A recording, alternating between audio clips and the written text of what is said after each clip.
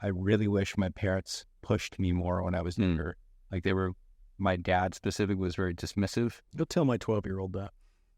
But like, obviously there's a balance to that. Like, I don't want to push my kid to the point where there's no coaching involved and it's just an expectation and there's nothing more than that, and ruining a relationship at that point. But at the same time, I also don't want to like do what my dad did and my mom, unfortunately, where there was like, if you passed your class, great, and there was nothing more than that. Right. There was no conversation about what future do you want for yourself or helping me expand what that looks like. Just having that conversation is a game changer, frankly. That most kids never get an opportunity to even have that conversation. But I'm saying that, like, I have high expectations for myself, moreover, because I believe my son can be better than me. And what legacy will that leave for his kids and generations down the road if I'm starting that now? Yep. Oh, wow. You got deep and we didn't even get the intro going. That was the intro.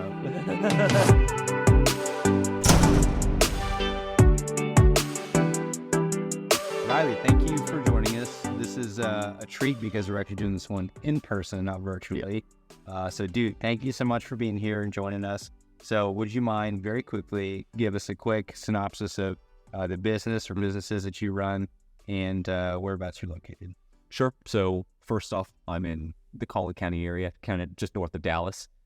We're close to each other here. But, you know, as far as like my businesses, I, from a fairly early age at 16, started my first business. That was now it wasn't anything super special. It was a mobile auto detailing business, which I did for maybe 2 years. Didn't grow that into anything super awesome. And part of the reason why I fizzled out is, one, I was just kind of ready to move on, even though, I'm sure we'll talk about this, I love cars. Spending 6 hours on a car and only making $100 per car isn't exactly the most. It's not your car either. Yeah, it's like you don't get to drive it. You're just cleaning it. I got to look at some nice cars. So it's like, I still enjoy going to car shows every once in a while, but yeah, 6 hours to make $100, not exactly the best payout. So I eventually burned out from that. Then, you know, we can get into like my schooling because that's kind of unique compared to people. I want to talk about that. Schooled after my freshman year of high school. But several years after the auto detailing business, I kind of dabbled in refereeing because I was playing soccer at the time. But my next business, I eventually found that I enjoyed writing software, getting into technology. So part of school was I had to go shadow somebody for Shadow Day, and I ultimately shadowed my dad. So I went to the service autopilot offices and kind of walked around, saw all the developers, how the customer service side works, how the sales side works. And one of the things that I really enjoyed was the development side, building things, kind of starting something from scratch and working with the customers to figure out like, where's that next place you take it? It's like the whole combination of the things I really enjoyed. So that day I started learning how to program. Then I went through a business or a website called Teen Treehouse. Okay. It's a way to teach you how to program. This is high school age. You're in high school. High school, yes. So this would be, I was probably 17 maybe. Yeah. How old are you now? I'm 22. Yeah. 23 in November. Nice. I'm 30 and you make me feel old. Ridiculous. Good for you. So you, in high school freshman year, was it your decision to go homeschool or was that family's decision? Well, I don't want to say it was their decision because they weren't like, hey, you're going to go homeschool now. No conversation. It was I personally had not really been thinking about it. Now, at that time, I was heavy in programming and trying to start some kind of technology business or get into technology in some way. So anytime I would get home from school around 3:30, 4, I would code till 1 a.m. and then get up the next morning and go to school and do that. So part of the reason why, and my parents started this conversation, my dad specifically, and my mom is more like traditional schooling, go through high school, go to college, do that typical path. My dad thinks a little bit differently. He's like, well, you already found your thing. You're proving that you are already busy doing this thing. So he actually started the conversation with my mom. And then my mom shockingly was like, sure, I see the vision here. I see that he's actually found something he enjoys doing. So my mom was on board with this. And then when I was programming upstairs one night, my dad came into the office and he brought this, started the conversation with me. I didn't really have any pushback to that because, you know, I've never really been a big school person. I mean, if you kind of look at what I'm doing now, you may think, okay, this guy was pretty good in school. He was maybe B's, A's. I was like C student. Me too. At best. Now, I was good in gym. I got 100 in gym every time, but Me too. Lunch was great. Yeah. I passed lunch here. That was easy. But yeah, so there was really no pushback on my end. So after my freshman year of high school, I went homeschooled, and that was. You guys basically developed your own curriculum. We can round what your thing was. Yeah, and at the time, my thing was like developing AI. Now, I'm kind of glad I didn't get into that because now everybody else is developing AI. Why not just leverage what they've built and implement that into the business, because they're spending billions of dollars on this. Yeah. That's a lesson. Sorry, I didn't mean to interrupt your thought there, but that's a lesson in one of the tricks is I'm learning more and more about technology and entering that space and what we want to do is, it's like if you're not timed right, you could spend a whole lot of money on this thing, on this technology, and if you're not timing it right, something else comes along and just makes it completely useless. Sure, yeah, and I'm struggling to think I'm at a perfect example here because I know there are plenty of businesses who came in a little too early, didn't quite work, and then fast forward a few years later, a similar business comes in, just blows up. Right. It's like, timing is 100% a factor in like starting a technology business. Now, in the case of kind of getting back to the schooling side, we did a little bit of tailoring it for AI and programming, which that was already something I was doing, but a lot of it was just like starting a business. What are the things that I know to start a business? For my math, I was doing accounting, for accounting and linear algebra because linear algebra is a big piece of AI, artificial intelligence. And then for science, I was doing astronomy. That's just something I enjoyed and learning about. And then you look at like for English, we would do like sales, copywriting. It's like we crafted the entire education around business. So Texas. Do you actually have a high school? It's a nice sheet of paper. But that's the question. See, in all seriousness, Ben, who regulates any of it in reality? I've employed hundreds and hundreds of people, and I've been employed by far more employers than I care to admit for as little time as I was employed. But I've never been asked for my diploma, and I've never asked somebody for their diploma. So who's really regulating? But yeah, good question. Yes, so I didn't go through the whole process of pulling me out of school. However, I did kind of witness some aspects of it. And the thing that I kind of picked up throughout that whole process, it is super lightly regulated. Like there was this whole, and there may still be this, call it movement or cult, or maybe it's like the no education curriculum or whatever. It's like parents, like questionable parenting, they would pull their kids out of school and they would just, I don't even know what you teach their kids. They would learn. They just let them figure it out. Basically. They let them figure it out. So that's the whole conversation that was had around like pulling homeschool. But the demographic that's doing that is not probably the sharpest. Correct. Yes. But the reason why I bring that up is to kind of highlight how loose the regulations are about pulling your kid out of school. You can just pull your kid out of the school, maybe sign a few documents and send it to the state every once in a while. But I mean, largely you could just pull your kid out of the school and just do nothing. Right. Now, so we of course didn't do that. We kind of crafted the whole thing, and we were very intentional about what we picked. But it's like back to your regulation question. It's like super easy. You just send some paperwork into the school system, letting them know, hey, my kid's going homeschool next year. They're going to be leaving the school district.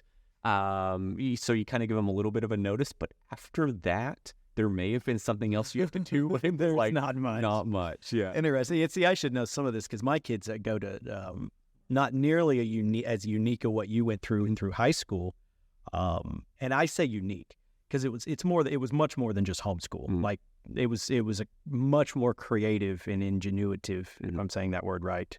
It was, I'm not saying it right, but it's like we get the point. It was a much more creative than just, I'm just going to throw some homeschool curriculum in front of them and take the test and pass it. So it was very unique. But what my kids have done since kindergarten is it's university model. It's 2 days at school with a class with a teacher, but then it's 2 to 3 days. 1 day's optional, it's electives, but then it's at home with one of the parents. Mm. And as they get into middle school, you're really supposed to start crafting, like kind of like y'all did, crafting curriculum when they're at home around what they're interested in or whatever you as a parent are going to teach them. And so I am very interested in this because my son's going to be 13 this summer. And I'm starting to think about what, I haven't been very involved in his education up to this point, and I wouldn't have been very much help if I had been. But as he gets into this age where he's really starting able to be learning business, what and how can I begin to teach him and learning about how that was his inspirational. Yeah, and I will say, you are kind of thinking about it in a different light in some way. Like you're physically like, okay, they have a few days of like their online course, then you'll get involved one day, or like maybe you get somebody else involved, however that works. We didn't quite go that direction. Mine was pretty much all online, and then my interaction, my working with people, of course, my dad was in software. He's got several businesses, so he was kind of the mentor and still is the mentor up till this point. Yeah. But one thing I will say is like going through that process, one question is like, you're pulling your kid out of school. School is this really great way to go meet new people. So how do you replace that? Yes.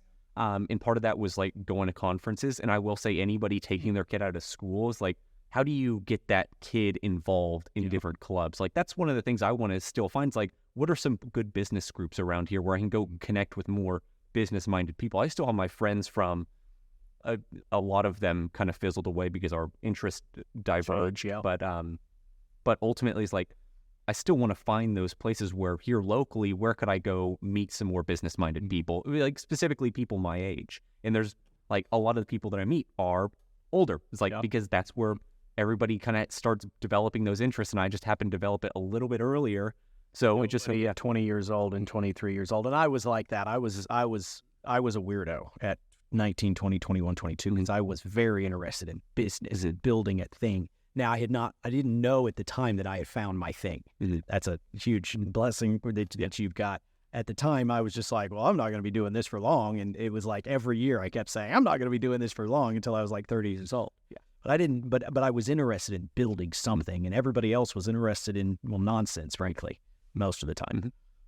Yeah, I wasn't the most social or the most liked for those views. Yeah, and I definitely relate to that a little bit. And many of my long-term friends, who I met through soccer, like people who I've known since I was 3, I still connect with them. But many of the people that I met through school, we've just fizzled away, kind of separated over time for that exact reason. Like nobody's really. I mean, there are people like that, and through some of my older friends, I've met some of the other people that we kind of have similar interests, but it's very hard to find those people. And then that ultimately leads to me going to conferences, and I end up meeting people who are much further along than I am, and that just ends up being the friend group that I've developed over time. So the friend group just changes over time, and it'll change again. Yeah, I listen to Alex Hormozy. I watch his stuff all the time, and he kind of talks about this similar thing. Is like, if you don't feel like you're getting, he's a little bit more, not the right word isn't aggressive, but he's a little bit more hard. Yeah, he's a little bit more hard about this, where he's like, if you are not getting a mutual benefit from that friendship, leave. Stop talking to them. They're not benefiting you. Maybe you're not benefiting them, and they're trying to pull you down. Just leave. It's like there is some truth in that, but it's also like it's a little harsh. It's hard. Said that way. It's almost like there's no actual relationship. It's just transactional. And I can very much so. Of my entire life, I've been accused of being very much more transactional than relationally minded. So I can totally understand how Hormozy looks at it like that. But yeah, when I say it, it's like it just doesn't sound. It's almost dirty. Yeah. I don't know. You mentioned Hormozy though. I know Ben's a huge fan. Yeah. I think how he articulated that was probably more so for the views. Probably so. Yeah. How he approaches relationships with people, maybe to. Yeah, but it's always not him. Joel Scrivener, my pastor, a longtime pastor, a guy who married me, but he's also done some coaching for us and performance type coaching. But in his book, Winology, he talks about what he uses a saying, and I hate this saying, but at the same time, because for the same purpose, your network is equal to your net worth is equal to your network. Yeah, like again, it's kind of saying the same thing, and it's again, it's. I don't like that, but it is true. I think what he's doing is he's going back to Hormozy or that. What he's doing is it's getting you thinking about your environment, and you have control of engineering your pathway in many senses. So you should be evaluating who you're spending your time around. I have noticed spending more time around you. I've picked up a lot of... You're a lot more ornery than you used to be? Not necessarily, but Brent could probably speak to this. I think I mimic a lot of the things that you do because we spend a lot of time around each other now. It's just like I've told you, Josh Cahill, because he's so naturally my business partner, because he's so naturally charismatic, I wasn't, and I've almost picked up a lot of his mannerisms, mimicking, because it has somewhat worked for me, as long as I balance it a little bit. He's kind of nuts, but yeah, I mean, to that point, it's like there's that saying, it's like the 5 people you hang around is the person you become. Exactly. It's like so just like everything, like regardless of whether Alex Hormozi's, whether he's saying it the way that he says it is purely for the views or for engagement. I mean, the point is still there. It's still the truth. You have to, and it may be that he's just he's phrasing it that way to get you engaged to really think about it, because it is 100% true. If you are hanging around people who are like, I don't want to work today, let's just go to the lake, or just maybe go racing every day, or something, even though I'd love to do that. I wouldn't get any done. Actually, the entire reason I became an entrepreneur was so that I could do things, live out fantasies of the rich and famous of the 1996 or whatever. Yeah. Did you ever entertain college? So in the early, I figured it was part of my path from early days. I never really figured I was going to skip college. Like, this whole thing was like very much like within like 3 days, everything kind of changed, as far as like my curriculum. But so to answer your question, I never really thought I was going to skip college. I figured it was always part of my path. I was probably going to go to college and play soccer of some kind. Now this gets into the story of like how I transitioned from soccer to business, because there's a whole story. Is like, we were flying into Vail. I looked out the window and I saw all these like $10 million homes on the mountain. I was like, man, how much money am I going to make playing soccer? Oh, yeah. Now they're just even further out of reach. But then I got on my phone. I was like, how much does a soccer defender make in, say, just United States, like for FC Dallas? And they were making like $40,000 a year. I was like, oh, no, this is not going to work. So it's like, my parents can kind of vouch for this. On the drive home, or on the drive to wherever we were staying in Vail, because we were snowboarding that trip, that I was like quiet the entire drive there, because I was like thinking, okay, soccer is not going to work out.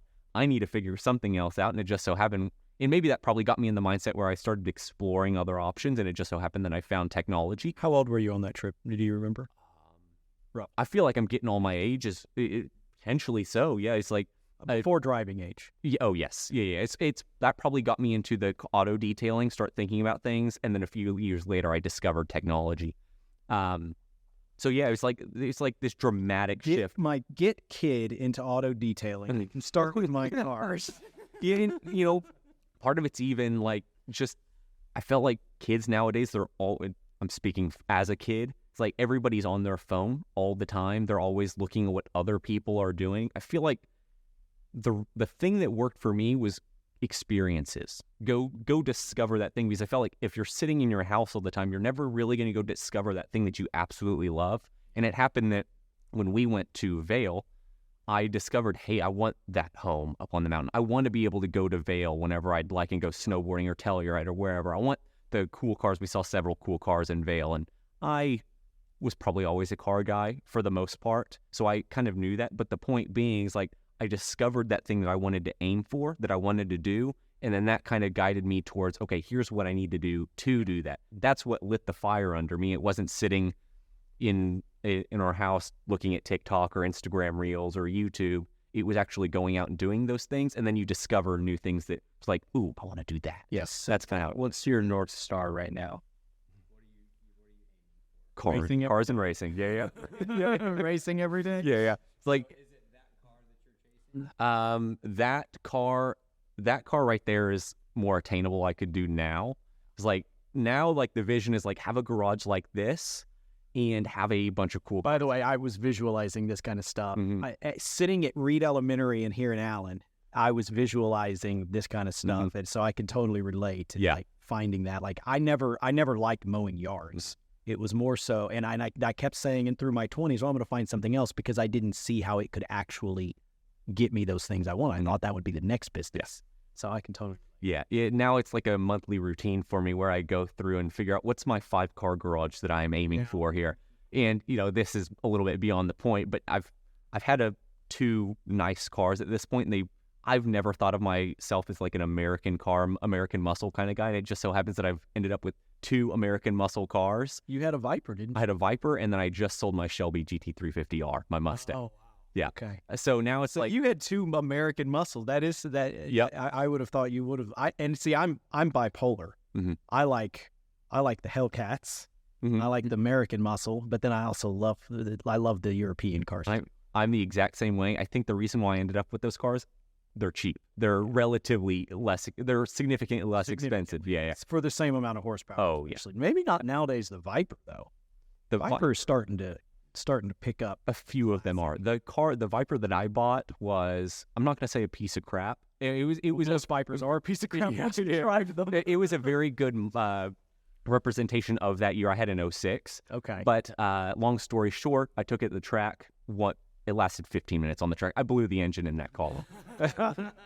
That was not a cheap expense. So was that the car or was that you? No, that was the car. So the story behind it is like I blow the engine on the track. No, I checked oil. Everything was fine in the car beforehand. I go through that whole track process of like prepping the car. So it took me 6 months to finally find somebody who would work on this car. And we discover a spark plug went out. So it stopped igniting the fuel in the cylinder. The piston keeps going up and down. It bends the rod breaks and just shatters everything else in the engine. There's a company called Calvo Motorsports. They twin turbo Vipers, do like 2,000 horsepower builds. And so I had the model that I had was called a Gen 3 Viper. And we go to Calvo. I can picture it. And they are like, we will not touch this car. We hate Gen 3 Vipers. I had no idea before I bought that car that was the case. And you knew something about Vipers. Oh, imagine. Yeah. So I don't know if you're familiar with the Colby score. It basically kind of tells you like the personality. Yeah, the personality. Yeah. Oh, yeah. Ben and I have recently talked about it. I just retook it in the last 2 months. Mine to take. I forget what I am. 7760 or something. I'm an 8363. So heavy in fact finder, then quick start, and then low in implementation, and I forget what the other one. Yeah. I'm heavy in quick start, fact finder, and the other one. Okay. But then I'm really low in the very last one. Yeah. I'm like 767-2. Okay. So the point being, it's like, because I'm heavy in fact finder, I was like, there's something that spurs my interest towards that car, and then I just go research everything about the car. Somehow I missed the part of like the engine's not being very good, but it's like I go research these things and then I make the decision to pull the trigger on the car based on that. Yeah. I do a lot of research, a lot of YouTube. Yeah. So right now you said you had the Viper. You also had a GT350. I did. It's gone now. Now I'm just the Miata. Just have the Miata. Yeah. And that's a way better handling car. The Viper. Yeah. The Viper was like terrible on the track. Yeah. The Mustang, incredible. It's like, really? It was like, shockingly, I would compare it to Porsche GT3. It was very good. I've heard people on social media say that, but that surprises me because I've driven a GT350. It was just one of those Hertz rental ones. Oh, I rented I rented it in Vegas for like a day, and it was discounted because it was a convertible, and it was July in Vegas. But that thing did not impress me at all. It was, again, not the same thing, a little lesser, but nothing compared to a Porsche.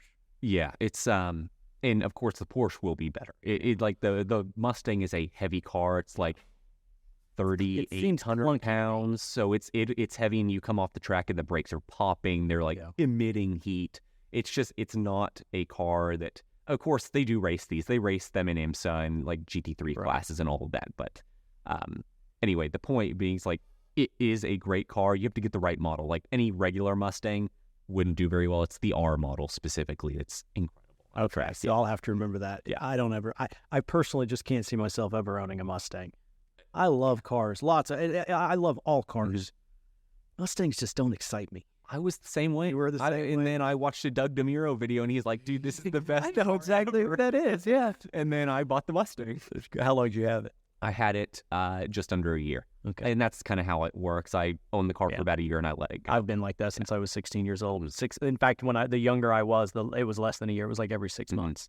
But, and am I not correct? You can do these racing. You can go in anything to do some of these track days, right? You just enter in, pay $300-$400, and you can be in a sedan. If you're going to just a regular track day, you can. I've seen people go out in Porsche SUVs. I've seen people. I need to take my wife out to that. Yeah, because then I bet you she'd be like, "This is fun. Then you could do this." That's the best place to start because it's we'll call it regulated. Like there's a lot of rules involved. And you're still going to have a ton of fun, but you're not going out. You're not dive bombing people in the corner. You're not going to tap doors. I don't want to. See, I'm even as much as I want to get in a race, I don't want to tap doors. I don't want to go that. Well, no, I certainly you doing that. That's what the Miatas are all about. Like I would never do it in that car back there. Right. It's like it but has you to be, do it in that. The Miata you're in is really not the black. Not the black. So we have what are called spec Miatas. So that Miata out there is a 2016. The spec Miatas are 1993 to they're $25,000 cars. Yes. Yeah. And some could be less than that. Some of them are just absolute garbage. I'm on some social media sites. You see them, and you can see them and get them as little as $5. Yeah. Nowadays, that's hard. It's like with COVID and everything, all prices have gone. Yeah. But previously, like several years ago, you could get into a car for $5,000 and just go out there and race. Spec cars is where you can get on a track and you can be racing with other people. Yeah. Official racing, yes. No, there's no point buys. Of course, there are rules in racing, but it's like you are racing to win. That's the point. So yeah, but you can't just go out there like you've never done it before. You have to show some sort of right. Yeah, there's had to go through some other class, almost like you mentioned your Brazilian. You have to like go through different stages. Yep. Showing your experience. Yep. Right. Yeah. There's a whole race licensing program that I had to go through. Now, Driver's Edge, we were talking about this. It's really nice because if you get good in Driver's Edge, they will actually honor that and apply that to your race license. They will take that into consideration and make it actually a lot easier for you to get that license. Do you agree it makes you a better driver in the street? I would totally think so. I would think so. I would 100%. It's like one of the big things is rain. Rain is, and most people are on all-season tires. I just happen to be driving around on track tires all the time. So when it rains, it gets real sketchy. But it's the whole thing about car handling. And then it also, like when you are out there on track, you are totally focused, get through the corner, like hit my lines, you learn focus. But then when you come out on the street, suddenly everything is easy. So you're able to think about more. Right. You're much more calm because compared to the track, driving on the street is nothing. Right. So, personally, I've never been in a wreck. I don't think that's necessarily because I track drive and all of that, but you're able, it builds up that ability to react quickly, stay calm in a tough situation. So you're able to react to, if somebody pulls out in front of you or, somebody's coming over on me, you don't tense up, slam on the brakes and don't move. You're able to kind of... You're more confident. Yeah. Have you ever done those reaction tests like those F1 drivers do where they have the lights and you've never done it? Mm-mm. I feel like I'd be terrible at that. Yeah. It's like, I don't feel like I'm moving fast enough where I'm going to even be able to compete with those guys. Well, maybe I could with them, but it would be interesting. Yeah. I was sitting here laughing to myself thinking, you asked this question and we just went, and I love it. You asked, well, what's your true north? You asked Riley. Yeah. And we went back to racing because Ben asked me, he asked me a couple of days ago, he goes, do you know what you're going to ask Riley? I said, we're just going to talk about racing. And he was like, are you going to talk business too? And I was like, I don't know. We'll at least talk racing. I'm sure we're going to talk business. We'll circle around at some point. Perfect. That's a loser. Yeah. Hey, we have to be careful here. If we start talking about cars too much, we'll be 3 hours in and never talk about business. Yeah, exactly. I'm hoping for that by the end of this, someone gets in that portion and goes and drives around. Well, you unfortunately, you parked your mom's car behind it. It is a It's not yours. The two white's car. Ben's scoop truck is poop. Scoop Soldier's truck is dead. Stupid hybrids. We have Mavericks, Ford Mavericks, and they get double the gas mileage of any competing truck. So it's great for business, except for they have battery issues. So this is the first time. This is the first time that one's had it, but that one's been in the shop before with it, before you got it. Right. The one in Seattle was in the shop before that. This is the first time I've had to deal with any issues with brake. Good. So the battery just fail? What it was all of us, to be honest. I've gotten investigated, and it goes to the dealership, and then it comes back out of the delership. But I know it has something to do with the battery. You have to get it to the dealership. You might. I don't know. Maybe you just jumpstart it and it works. But I know that they've had all of them have had issues. Remember I said I have two batteries, right? I think so. I need to research it. Anyways, they're really cool little trucks. I've seen a few Maverick. I didn't realize they were hybrids, though. I missed that. Well, they're not all hybrid, but you can get them in a hybrid engine, which gets like 39 miles to the gallon. Okay. And when you figure the next closest thing, a Chevy Colorado or Ford Ranger, that gets 20, 22. Yeah, when I fill it up, it's like 500 miles to empty. Oh, that's pretty good. And it's it's actually like when he's backing up and when he's like moving and down my drain, you can't hear anything because it's. I didn't know that it was a hybrid before you let me start driving it, and I got in and tried to turn over, and I was like, "This thing sucks. It's dead." Because it doesn't start. It's like driving. I haven't actually driven. I realized, oh, this is electric. Mm-hmm.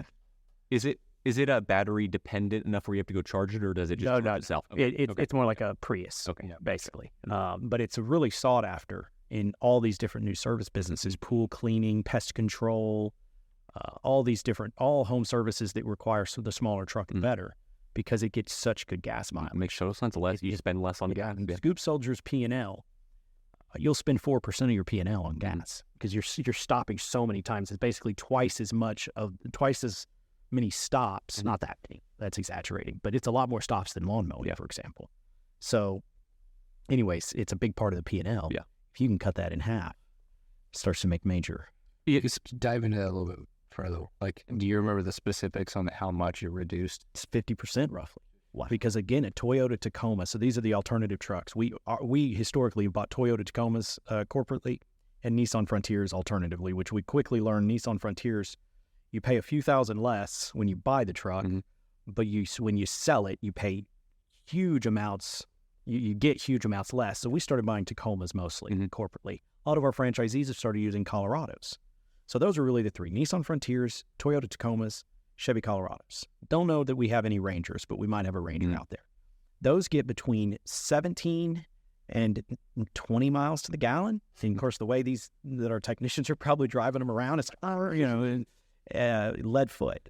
So you figure a Maverick gets 37 to 42, and we've confirmed that because we've got 10 to 12 of them across Scoop Soldiers. We've confirmed they get about just under 40 miles a gallon. So you figure cut your fuel costs in half. See, that's how I turn it back to the business. There you go. There's like no. Let's talk. I do want to talk business. I want to talk as much as I'm having fun talking about racing. Maybe we'll find a way to circle back to that. But I want to talk about, and forgive me because I'm so bad with any chat. Every chat. I was going to get it wrong. Every chat. What's the other one? Actually, I've totally lost on the other. Oh, the website business?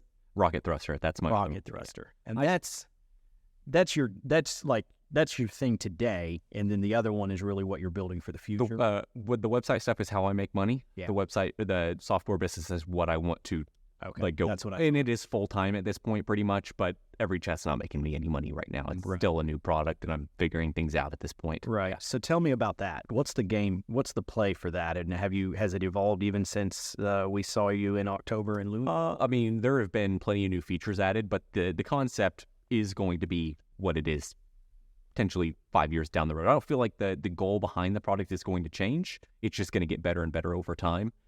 So every chat, for those that don't know, and I'm sure pretty much everybody doesn't know about it because I've done very little marketing for the product. I've been working with a small group of people, which I'm doing more marketing for it nowadays, but I've we'll call it a beta group of 15, 20 people using the product. Okay. And then we're just like working really closely together. And who are these people using it? Are these business owners in home service businesses? Yes, they're all home service businesses. And that's, a lot of them came from my website business. I worked with these people and we just had good connections. So I said, hey, I'd love for you to try out this product.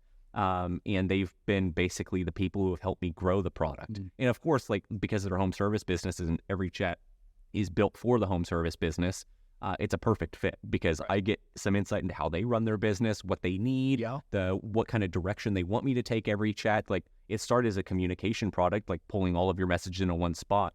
But one thing we've discovered is, like, in looking back on it, it makes perfect sense. It's like when you are running and spending all of this money on your marketing and you're trying to bring leads in and you just cannot get back to these leads quickly or follow up with them effectively, you're losing sales. So ultimately, the messaging behind the product is evolved into a sales tool for the business to help you capitalize on all the new leads coming in your funnel. and they're probably coming in from email, from text, from Facebook Messenger.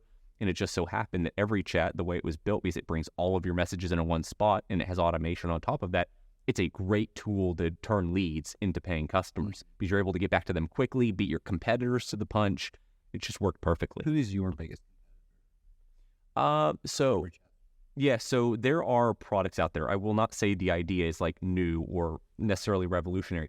The things like you look about, there's this term called the red ocean. It's like there are competitors in the space, but you can go find a blue ocean. It's the same product. You've just found a different market to go after. So EveryChat, there's a company called Podium. Podium does some of this stuff. There's a huge company called Go High Level.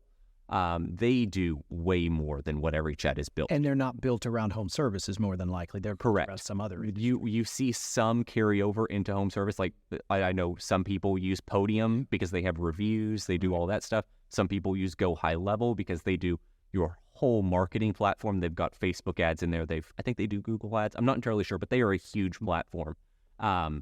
So it's like you see some carryover in some of these like marketing agencies. They will. I think Go High Level is kind of like a white label software, so these marketing agencies can resell Go High Level to other businesses. I've seen a few instances of that. So, do you know if there's any CRM companies that are integrating that same level of technology into their own? So a company like, we'll say Service Autopilot, because up till this point, I've kind of had a little bit of insight. Now that's kind of disappeared, but I have an understanding of what they do. Service Autopilot has some of these features, like they do email. They do text. They have the email integration, and I don't know that it fully works. This is where it's like, how much do I talk about? And it doesn't. I don't think it fully works, but they do have it. It's supposed, and early on, I'm sure you know this.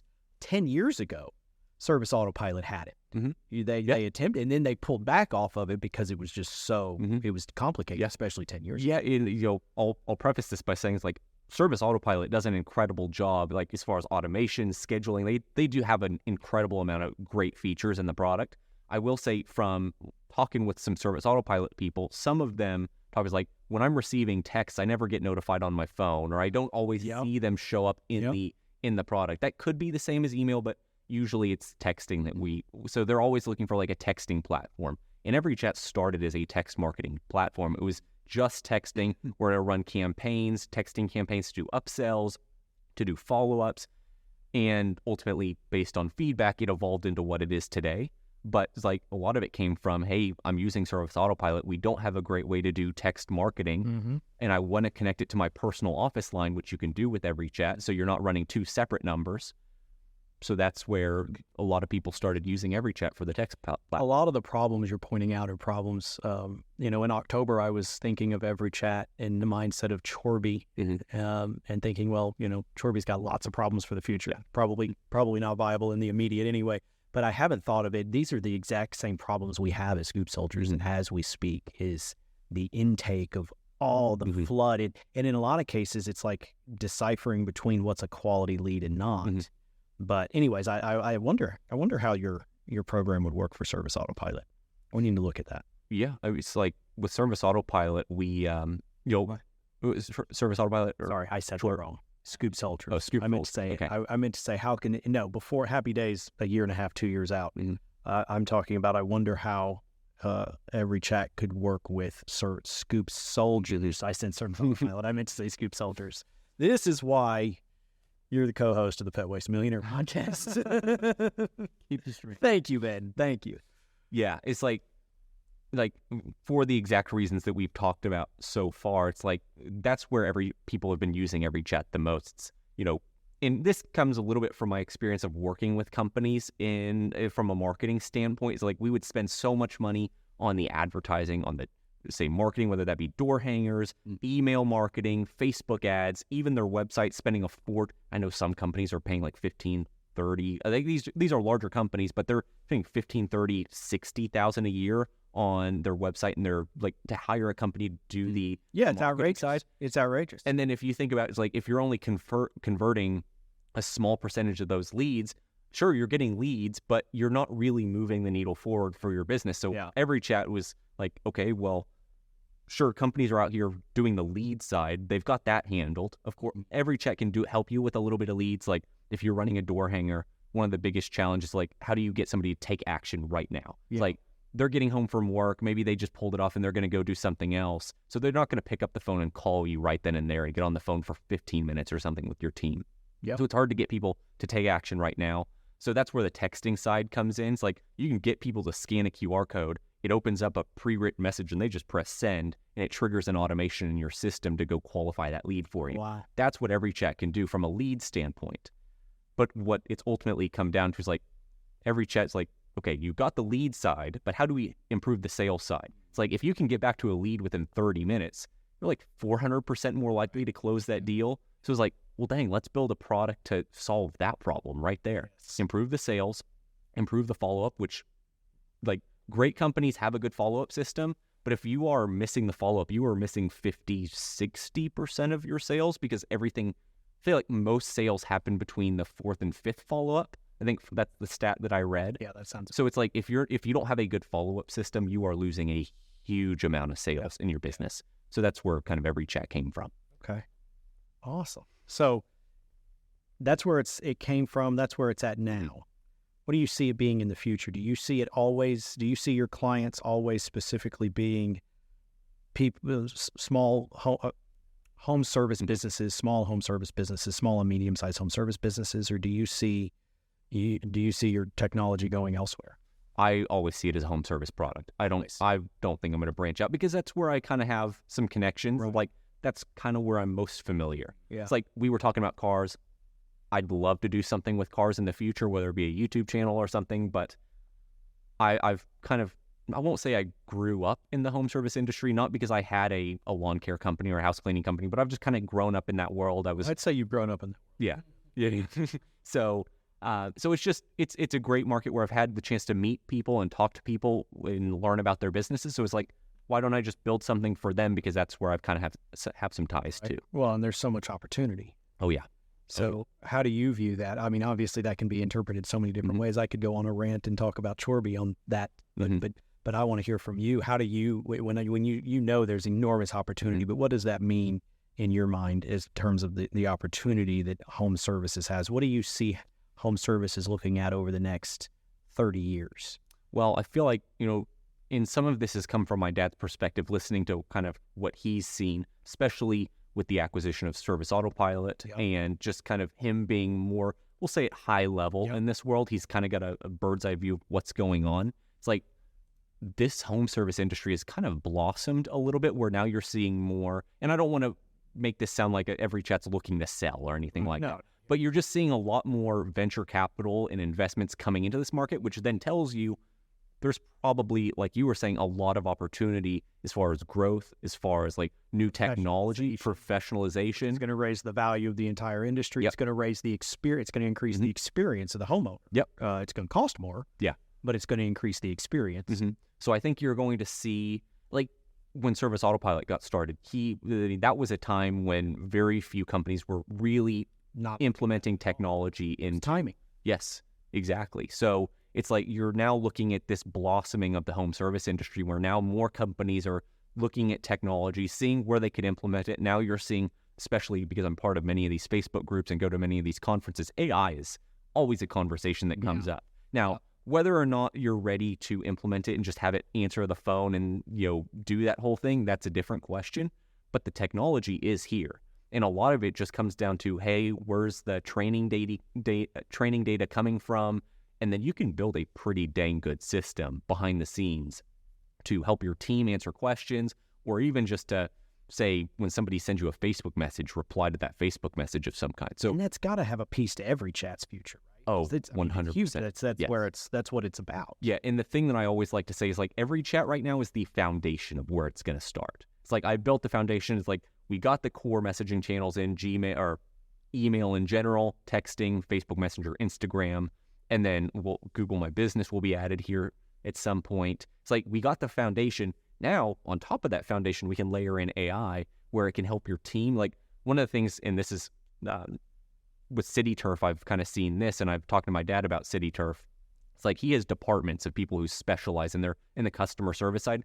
He has people who specialize in different things, whether it be mosquito control or fertilization, tree trimming, pest. Yeah, exactly. So I don't know how they did that because we've tried every which way and we never could get the specialization going. But yeah, I'm sure it's tough. It's just not. I have yet to grow a team, so there's so many things that I am going to learn here coming up. But anyway, the point being is like you have these different specializations, say in the office, and they are answering questions coming in from a customer or a lead, and that grows the customer service team. You have to have more people on the team to answer those questions. So where every chat could fit in here, and this is I don't want to say short term, but this is like the closest thing that's going to be built because there's a lot of training that has to be involved before you deploy an AI that's going to just directly talk to your customers. There's some risk involved there. But when it comes to like an assistant in your back office, where instead of having 15 people in your office who specialize in different things, you have one or two people who just refer to a bot in every chat. It's like, hey, what's the routine schedule for when you're going to come out and do fertilization weed control? That customer service agent who doesn't really specialize in anything, they just go ask that's been trained on your business data, and now they can do all of the communication back and forth without having these different departments. So it's about building a training tool, a back-end training tool that maybe doesn't directly speak to the client, but it's a much faster and efficient tool to teach your customer service reps. I believe that's where it starts for every chat, and then as more and more training data goes into it, then it can be more client-facing. Like you're already like Air AI. I don't know if you're familiar with them. Say it again. Air AI. AI? No. I don't. So they are a phone answer. How would be the term? It's like basically it answers the phone for you. Okay. And they have some pretty incredible examples out there of what it can do. I think it came from a younger. I don't know if he partnered with somebody, but he was a younger guy. So like maybe not 18 or 19, and he was he was in the $1 Million Club at ClickFunnels, one of their conferences. Okay. And he's the face that I've seen on the company. I don't know if he owns it or anything, but he's potentially part of this business in some way. It's like, the point being is like they do some really incredible stuff where I kept looking up thinking it was up there. Where I want to play this demo. Yeah. But like the first thing I was thinking about is, are you worried about a lack of personalization of the communication between a customer? Team? L? I'm a piece of dog poop. I hide in plain sight in your yard. You pay me no attention as you toss the ball, as you water the grass, and trim your trees until it's too late. Now you're dragging me through your grass, and now on your wife's favorite rug. And finally, into your closet, where I'll stay hidden until my smell drives you mad, and you clean out your closet. Don't be that guy. Call Scoop Soldiers. We'll get the poop out of your yard and off your property so that doesn't happen to you. Year-end opportunity in AI with regards to what you're talking about is a lack of personalization. However, I think that's not necessarily the case. Air AI seems to be a solution to that. So we can, for whatever reason, But that's what it's saying. Yeah, but basically what it's doing is it's addressing those objections for you, and it's all an AI system. Peter, what had you looking into potential? Okay. So that's the AI talking. Yeah. That's the AI. fine, shoot with that. Why did you decide not to pre-order the Vision Pros? I saw you changed your mind last minute. Because they are crazy expensive. I'm gonna get the MetaQuest instead. That's AI talking. But you saw what happened to Threat, right? Do you think the MetaQuest will? Did you just laugh? The AI just laughed. That's wild. Wow. I mean, it's mainly about pride. I've never heard an AI that good. That's very good. I keep seeing when I scroll through like Instagram and Facebook. Yeah, I've noticed or recognized this logo, but I've never actually listened to it. That's crazy. It's very good. And I know a few people experimenting with it in the home service industry right now. And when you say people, are these what? Wait, are you? No, I don't know the names. I've just gone through like Tommy Mello's Facebook group. Okay. And there's a few people talking about. Yeah, I'm on their there. Home Service and Millionaire group, right? You're on that group? I don't think there was a Millionaire in it, but it's one of, I can't remember, home service experts or something like that. Yeah. There's a lot of talk. So those are the kind I was going to ask you a minute ago. What are the different groups you're following? But now I've got multiple questions. So you say, so these are companies that are testing this, not necessarily technology companies, but actual home service business. Yes, and I haven't seen a ton of them, but I imagine like in technology, when you're starting a business, you're looking for like the people who take try early stuff adopters. New. Early adopters, exactly. So I imagine these are probably what you would consider early adopters, but it's like it's already made. It's like the point being is like it's starting to make its way into this industry. And all it takes is a few success stories before everybody kind of adopts it. It's like you see these early adopters, they're the ones who kind of go through the problems, experience the issues, but ultimately find the success in it. And then they start talking about the success, and all the other people now follow. And you'll be able to ride that wave in theory because you'll be able to provide that to right now it's the shops that can do it themselves. You mentioned Tommy Mello. They can in a lot of ways invest some of those resources themselves, and there's not a lot of those shops out there in the home services business. But what you're picturing is being able to when as a few of those figure it out and it catches on, you'll have all of the middle-sized businesses and the small businesses that you'll be able to go after and say, I can provide this for you. Yeah, AI will not replace a text message or a Facebook Messenger or something like that. The AI is just going to work on these platforms. So what EveryChat has done so far is it's built the integration for all of these platforms. So now the AI, the assistant that you train or develop, or maybe EveryChat develops for you, can now interact on all of these platforms with any customers who reach out to you, any leads, maybe any job applicants. It's like, I've just opened up the channel to now I just drop an AI on top of it. Now it works on every channel for you. Do you see partnering with, for instance, I'm going to open another can of worms. You don't have to answer if you don't want to. Could you see or have you talked any with Mike Andes on Copilot and integrating? Because I'm sure that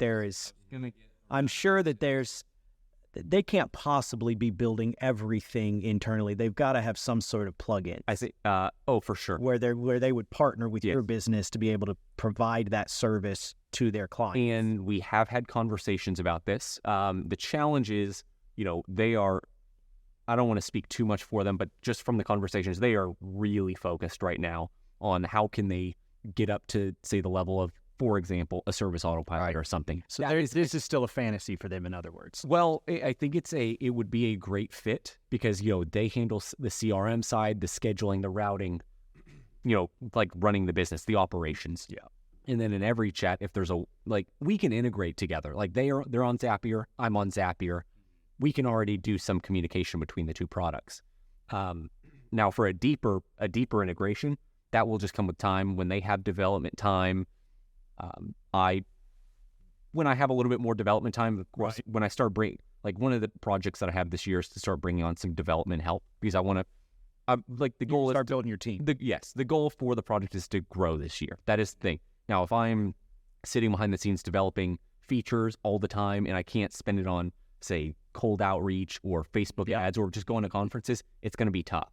So bringing on developers is like the goal for this year. You're going to be totally remote? Or you're going to start an office? I imagine it'll be all remote because, if you look at developers here, that's what they want here in this state or in the United States in general, they're looking at like 150, 200,000 for a senior developer. I don't have that money, especially since EveryChat's brand new. Yeah. I can't fork over that kind of cash right now. So there are companies like Upwork. Yeah. Or we've used it. Yeah, Fiverr. Upwork, I find Fiverr's great for those small tasks, but for Upwork, where it's developing a new feature or trying to actually build a long-term relationship where they may actually become part of the team for the long run, Upwork's the place that you do that. LinkedIn too. So that's where you're going to go in general to be able to start building your team is just using independent Upwork type team members, but that hopefully over time, as you build that network, your network inside of Upwork and the people you like working with, they might be able to become full-time. Yeah. If we've worked together and we've built a good relationship and I trust them, I will absolutely look at bringing them on full-time. And a lot of these guys are going to be around the world. Some are going to be in Ukraine. Yeah. Some of them are potentially going to be South America. I know there's a lot of talk about that. Yeah, talk about that because of the time zone differences. Yeah. It's the nice thing about Upwork is it's really, you're not even thinking like locally anymore. You're now thinking like globally. Like what's the big difference between it? It's like time zone. It's why my VP of operations and we have a really good iron sharpening iron thing going here, because she is gung-ho 100% all for 100% remote work because of the opportunities, which I've historically been that way. But as I've tried to actually execute on that for client care positions, for example, over the last 4 years with COVID, it's proven a lot harder to train people that are in a whole nother country. I haven't actually tried that yet, but even in a whole nother state, it's proven very challenging. So we've been back and forth. We've kind of gone back more in a hybrid model where we want people to build that camaraderie and team and training. But you're right, in this world, you're really limiting yourself. You're limiting yourself in any of it. But I'm curious. So this all ties into what we're doing in a lot of ways. So we talked about Copilot a second ago. You could see yourself being able to integrate with those kinds of businesses. I want to continue that conversation to make sure we stay in touch, because that's something that we pulled the trigger on here in the last few months since we met. We established a new entity that will build a technology. It will build its own. We will build a CRM. We will. But I don't want to compete with Service Autopilot, for example. I don't want to compete with Autopilot. I want to go after enterprise level franchisors and aspiring franchisors, businesses that are a little bit almost the way I would almost equate it, Aspire, right? Aspire is a big green industry, landscape industry software, but it's not for the small. It's not for the small companies. It's much more middle size and bigger. I want Happy Day Enterprises. We don't actually know the name of the technology yet. That's still to be determined. But right now, it's just a shell of an LLC, so to speak, called Happy Day Enterprises. But we'll eventually, the reason we have to build something, whether we want to or not, because there's nothing out there. Unless I'm going to go and enslave myself to Salesforce, which is literally how I look at it. Like if I get Salesforce for Scoop Soldiers, they're going to own my business as much as I do. And we looked at them in all seriousness. Or Service Titan. Okay. We talked about Tommy Mello's business. I think he's a big supporter of Service Titan. Yeah, I believe so. Yeah. You just don't own anything. And so we've looked at this for 2 years now. But we're going to build something, but we're still very much so learning. And if there's one thing, I'm not usually very cautious. I usually pull the trigger pretty quick, but we have been very cautious getting into technology. Because of because of the challenges of it, listening to the story of Service Autopilot, watching in real time, Andy's in the struggles he's got with Autopilot, we're very cautious. But yes, someday we have ambition to build that. We have to build it because there's nothing out there for Scoop Soldiers really other than Salesforce. Service Titan really doesn't even fully work for him because it's so unique with franchising. Anyway, still learning. I'm going to be that technology business or co-founder that never knew anything about technology. Can't even hardly care. And I'll just limp his emails. I pretty much have to have a team of 5 people to help me with even email. But you mentioned Zapier. Yeah. That's the platform your technology is built on. No, Zapier is the platform that allows me to integrate with Copilot or Jobber, or they're like the middleman that connects the two platforms. What's the code or the platform? So what's your technology built on? So without getting too technical, because I feel like this will resonate with everybody, but it's like the platform the language that I'm built on is Node.js. It's a JavaScript. Okay, so it's a JavaScript. Yeah. Okay. But then of course, there's the database and there's the hosting. It's like some of that stuff's like. Nowadays, AWS is kind of the thing that everybody is with, so that's kind of what I ended up on. And I talked to my dad, and he's like, "Dang, I wish AWS was right because it would have been so much cheaper than when he had to go." Then I talked about the database with him, and he had to.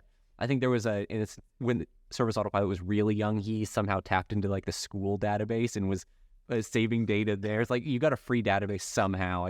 I forget how it all worked, but now it's all like what was gazillions of dollars now is like. It's just like modern technology to the consumer. Yeah, it's so much cheaper, especially not even just relative terms. It's just cheaper than the past because technology's moved forward. Right. But that's been the big thing that we've been trying to debate is it's like, well, what are we going to build this on? We've looked at low code, no code options. We've looked at, you said JavaScript is really what I believe what our requirements document that we did a very extensive requirements document. Like I could hand it to you and you could literally like probably even build out like, this is what it could cost you to build this. But it was built in the concept that we would probably use JavaScript. But we've looked at lots of different options, and I frankly get a different answer everybody I talk to, and it's really frustrating. It's like developer dependence. Like, what are you familiar with? Does it meet your needs? Is it fast? Will it like not? Will it stand the test of time? Exactly. Yeah, and I feel like JavaScript is something that's been around forever, and it will never really go away. But yeah, I don't feel like you're really going to find that one answer. I feel like developers always have like their tool of their tool of choice. So every developer is going to have something new. But I just happen to end up drives me nuts. I just happen to end up with Node.js and JavaScript, and that's what I just went forward with. Is that what Service Autopilot was built on, or that was something? Oh no, JavaScript is. I believe it was around then. It's like this is where it's like I'm technical, but I also am not super technical. It's like I don't study like where technology has come from too far in the past, like these programming languages. So in short, Service Autopilot, no, they are not built on JavaScript or anything like that.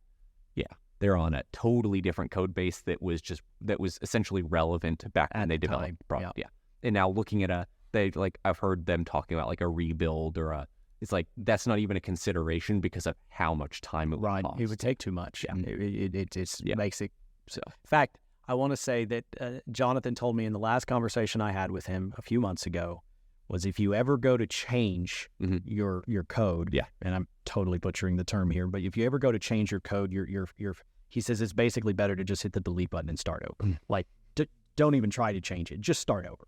Yeah, that's a dramatic way to put it. Well, I've used this is the last time I talked to him, and I was telling him some of the stuff, kind of talking about we're getting real serious about having to build. And I've told Ben this. I was like, I could literally see in Jonathan's eyes the fear he had for me because he's literally like he's gazing off and he's like he can see all of the hell I'm going to put myself through in going after this dream of mine, this entrepreneurial need that I see, and it's like he could see it every step of the way, and it's like you could see the fear behind his eyes, not you know what I mean, the fear like what he had to go through. You see the pain that's just deep, and he's like, and he was being so and he's not normally very dramatic, but he was being very dramatic. He was like. He couldn't express enough. Yeah, and I think where that really is true is like when you are starting your business, you have to like format the database. You have to create these records in a specific format that's going to help you refer to them in the future, like to go collect that data when a user is in the product. How do you go reference that data and get it? I will say like one of the things, and I've only experienced like 5% of what Service Autopilot has probably gone through over the years. Because like one thing is you have to think very strategically about how you format that data in the database, because if you screw that up and you have 150 users, suddenly you have 150 users on that old version of that database. So if you do an update, you have to go manually change 150 users, and who knows how much data is assigned to them. So you have to do this whole process of like getting those old users up to date, and it just like part of that goes into why some Service Autopilot nights you would have developers staying up till like 6 a.m. and they would be gone the entire next day because they had to go do this manually and go. I don't know if the term's refactor. I've heard the term refactor, but I don't know the definition behind it. But it's like manually going and getting previous users up to date because there's no automatic way to do it. Just enormous amounts of manpower. Yeah, and expensive manpower, like very special. Yeah, there's a lot of talk like especially with AI. It's like, hey, I can go develop a technology business in like 3 months because AI will write it for me. You get that initial version, then I don't know if like I've never used AI to go develop a software, so I don't know entirely what the shortcomings of the product are. But it's this idea that people think, okay, I could go build a technology company in 3 months without a developer. I just go tell the AI assistant what to build, and then they totally forget about the whole idea that they have to go create features for the product. They have to manage the database. They have to do the hosting. There's all this additional stuff. And hopefully that AI was forward-seeing enough to figure out, okay, here's the optimal way to format this database. Because if you ever run into a roadblock down the road with that technology company, you discover, oh, shoot, the AI formatted this database incorrectly. You have to go redo all of those records for a major update in the past. So it's just like, you see, there's a lot that goes into it. And it's like, it's a lot more difficult when you're compared to what you hear people talk about. With the difficulties, and you're going to Some of them. It's like, there's still a lot more that I'm going to learn over time here. Of course. But yeah, there's like, I've already kind of experienced a little. And bit. you're still more than happy to, you've got the vision for it. You're going to go do it. Yeah. I mean, it's tough. It's like, I will go to bed at 4 a.m. without a problem solved, and I will just go to bed totally unhappy. Yeah. And you get up in the morning with that same pain and frustration, and then it's like, not to get too much into developer talk, but there was a funny chart. It's like describing the emotions of a developer, and it's like complacent face, happy, excited, like complacent face, and then project finish is the one happy face on the chart, and then it goes right back to complacent face once the project starts. That reminds me of a meme that my CFO, I've got a fractional CFO that helps us with all of our planning, but he comes from a technology. He's got a 30-year background, but he was CFO or CPA for a lot of different technology-oriented companies. And he shared with me when we started this process 2 years ago, he's one of the ones that helped me recognize that Chorby is not a franchisor. It is, but it's not. That's not its reason for being. It's not even a home services business in the long run. Right now it is. It's a lawn and landscaping business basically. But he's the one that helped me really see that in fact it will be a technology company that will provide these services in a revolutionary and game-changing way to clients and homeowners. He's the one that helped me see this using franchising. But he has this meme that he sent me, and I say meme. It's one of those like the way the entrepreneur saw the product, the way the product developer saw the product, the way the engineer designed the product, the way this person this position, and it's literally it's a picture of a tree with a swing. It's a swing off a tree, but it's like got all these different pictures that are like totally weird, different creative ways of how you've got a tree and a swing. Yeah. And that's the game of technology though, is it's like you can create, and that's why I've been so careful. You can spend hundreds of thousands of dollars and end up with absolutely nothing, like nothing whatsoever. Yeah. I think we were talking about this at the Landscape Summit. It's like you were working on the not necessarily the business plan, but the description for the software to go find that developer. We have the requirements document, the blueprint, the org chart. We spent $45,000 almost on it. It got finished almost a year ago. So we spent 8 months, the prior 8 months to about a year ago, building this requirements document, about $40,000, where we went. It's in depth. Like I'll send it to you. Okay. It's in detail. We've had numerous people look at it. For anybody I know, whether other people that I know that are on a technology journey like you are, to different senior people. And everybody's had really positive things to say about the depths, the detail we went into. But that's where it's at, is we've not officially hired anybody. We've had like 4 quotes to build it. Everything from a big dev shop in Dallas called Dilexa. Okay. They got bought by IBM like literally a month before we were in their office, basically scrumming out, doing Scrum and working through it.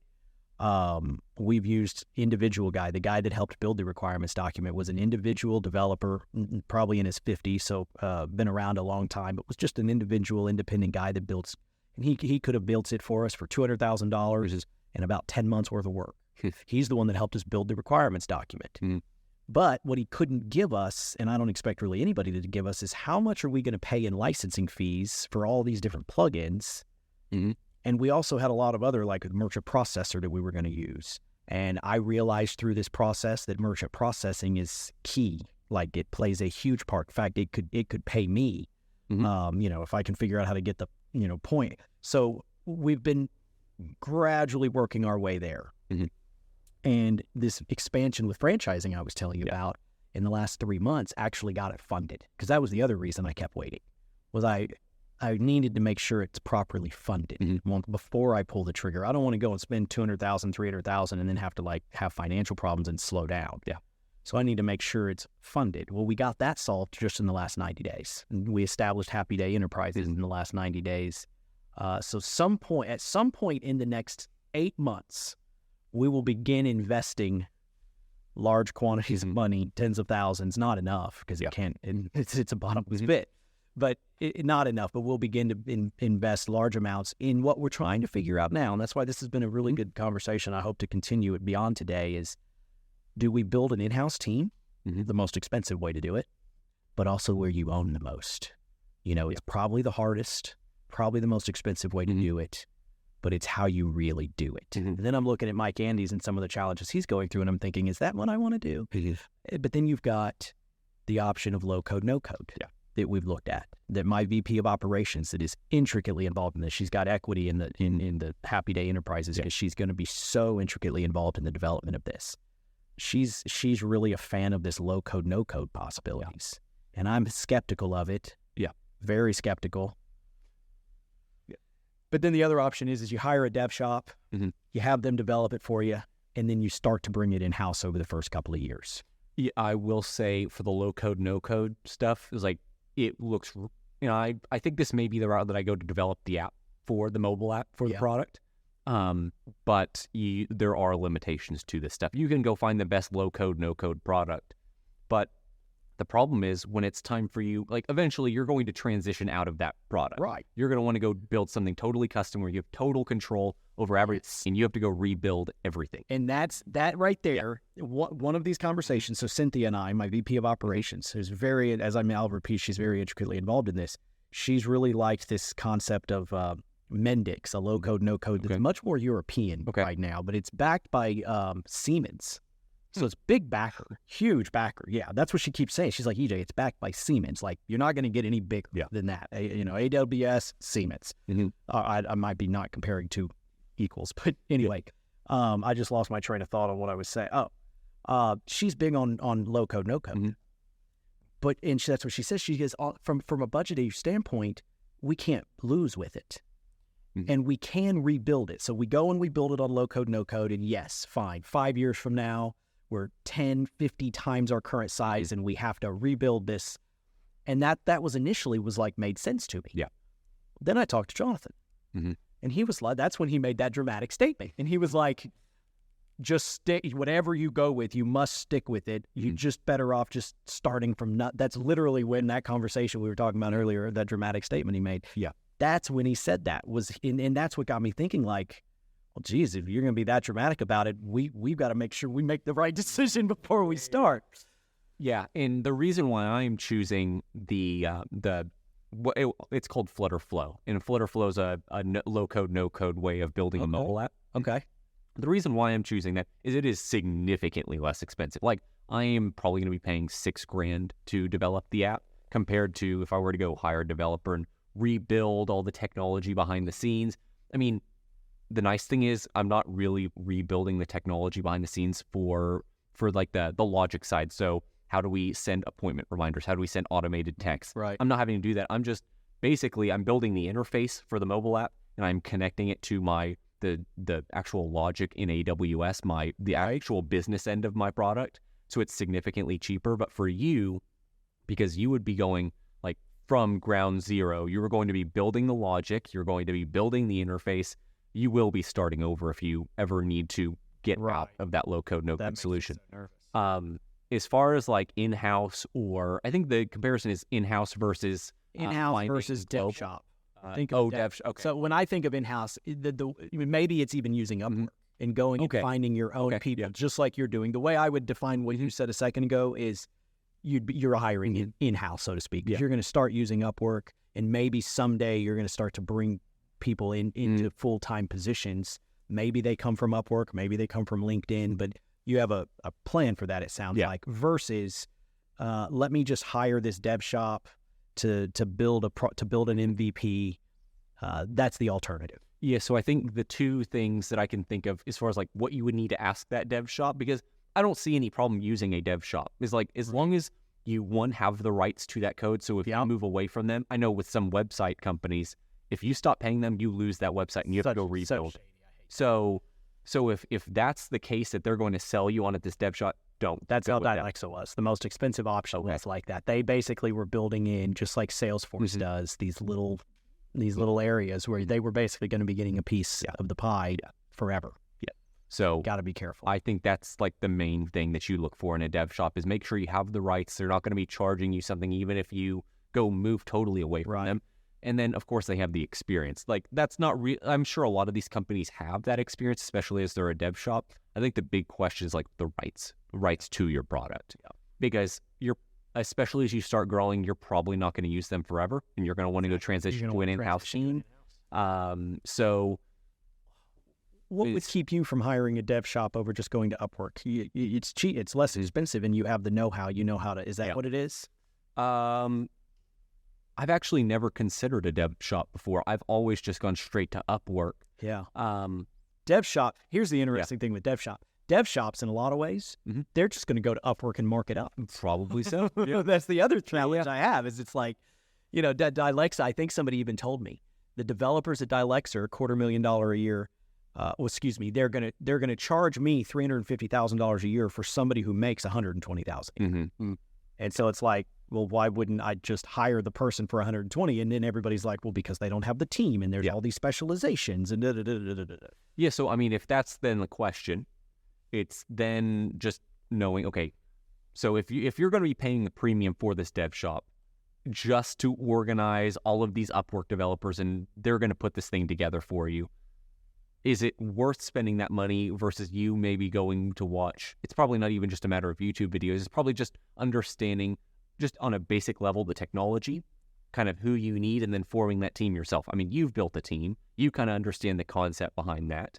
For me, it's new because I've never built a team before. I have to learn the whole organization and processes behind the scenes and how to like not format to-do lists, but get everybody on the same page, paint that vision, and kind of move the organization forward. I have to learn all that stuff. You kind of have an understanding there. It's the one thing I'm actually half decent. Yeah. So, I mean, really the only difference now for you is just it's technology versus, lawn mowing. Yeah, lawn mowing. Poop scooping. So, I don't,